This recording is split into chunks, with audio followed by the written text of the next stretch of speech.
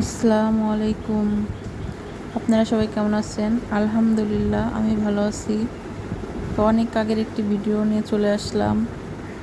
অনেক দিন তো ইউটিউবে আসা হয় না, ভিডিও দেওয়া হয় না। তো আজকে হঠাৎ করে একটা ভিডিও দিতে মন চাচ্ছিল, আপনাদের মাঝে শেয়ার করতে মন চাচ্ছিল। আমি দুধ লাউ রান্না করছিলাম, আমার লাইফের ফার্স্ট। এর আগে কখনো আমি রান্না করিনি। যেহেতু আমার নতুন সংসার জীবনে রান্নাও নতুন নতুন করেই করতেছি, কারণ আগে কখনো রান্না করা হয়নি বা রান্না শেখাও হয়নি।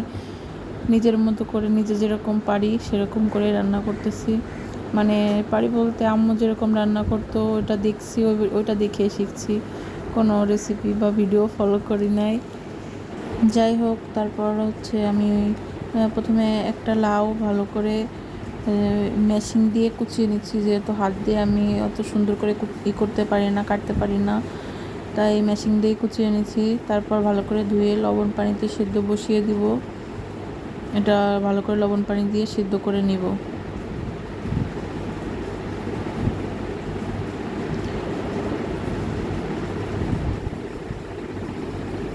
তারপর এই যে প্রায় সেদ্ধ করতেছি, যে জাল উঠে গেছে, পানিতে বলক উঠছে।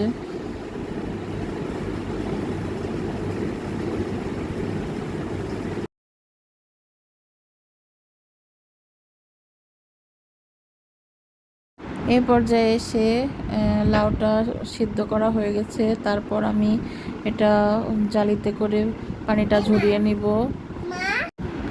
তারপর আমি দুধ জাল করতে বসিয়ে দিছি। এইখানে 1 লিটার দুধ আছে।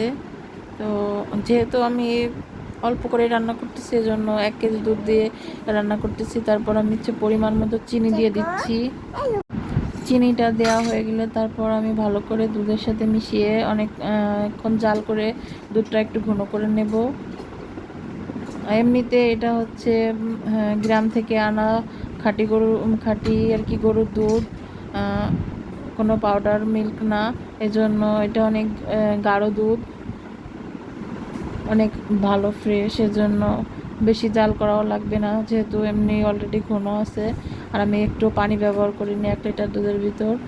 আর এদিকে আমি বাদাম, তারপর কাঠবাদাম, কাজু বাদাম আর কিশমিশ, এগুলো আমি করে রেডি করে রাখছি। আর এটা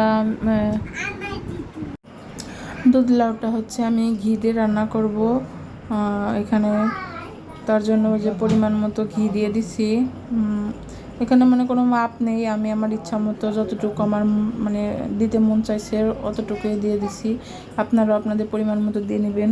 আর এদিকে যে লাউটা আমি যে পানিটা ঝরিয়ে হাত দিয়ে চেপে চেপে যতটুকু পানি বের করা যায় আর কি, যতটুকু সম্ভব অতটুকু বের করে নিছি।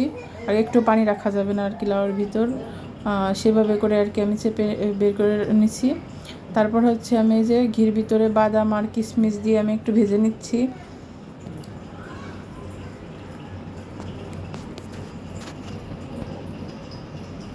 এটা কিছুক্ষণ আমি ভেজে নিব।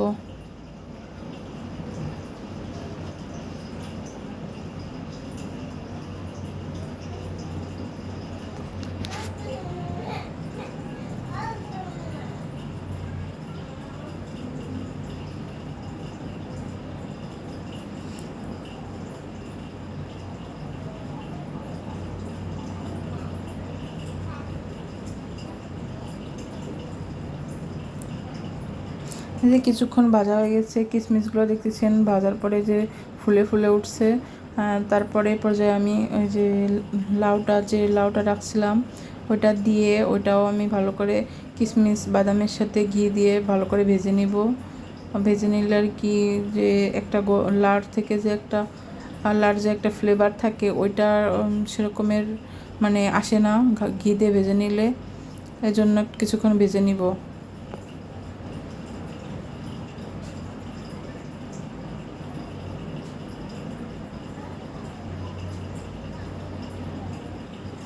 আর ঘি দিয়ে ভাজার কারণে সুন্দর একটা ফ্লেভার আসতেছে, খেতেও অনেক মজা লাগবে, যেহেতু ঘি দিছি বাদাম টাদাম দিছি এজন্য।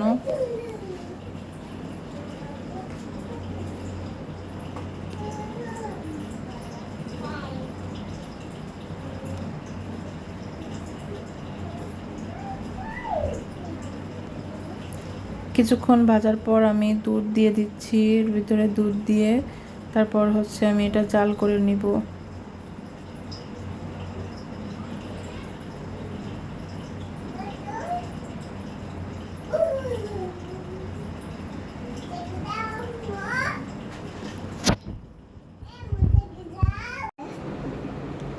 এই পর্যায়ে এসে আমার মনে হচ্ছে দুধটা একটু কম হয়ে গেছে, যেহেতু ফার্স্ট টাইম রান্না করতেছি এজন্য বুঝতে পারি নাই। আরেকটু দুধ হলে একটু ভালো হতো। তারপরে একেবারে যে কম হয়ে গেছে এরকমও না।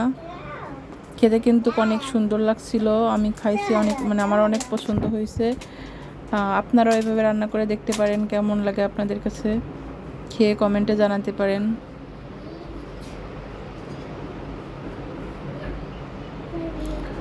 কিছুক্ষণ জাল করে নিব, জাল করে নিয়ে ওই যে দুধটা দেখেন, মানে লাউটা আরেকটু সেদ্ধ করে নিব।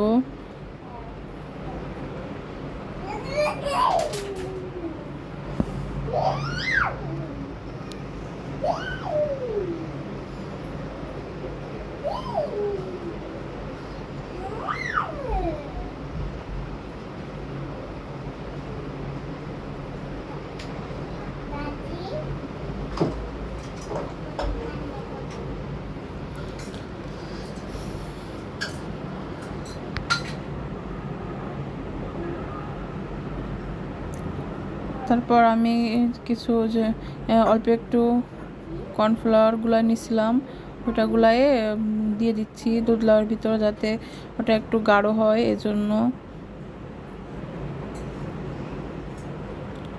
একটু ঘন হওয়ার জন্য আমি কর্নফ্লাওয়ারটা দিয়ে দিলাম।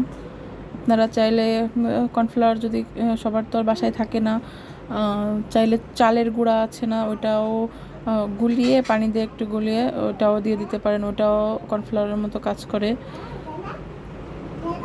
তারপর কিছুক্ষণ জাল করে নেওয়ার পরে আমার দুধ লাউটা রান্না করা প্রায় শেষ হয়ে যাবে।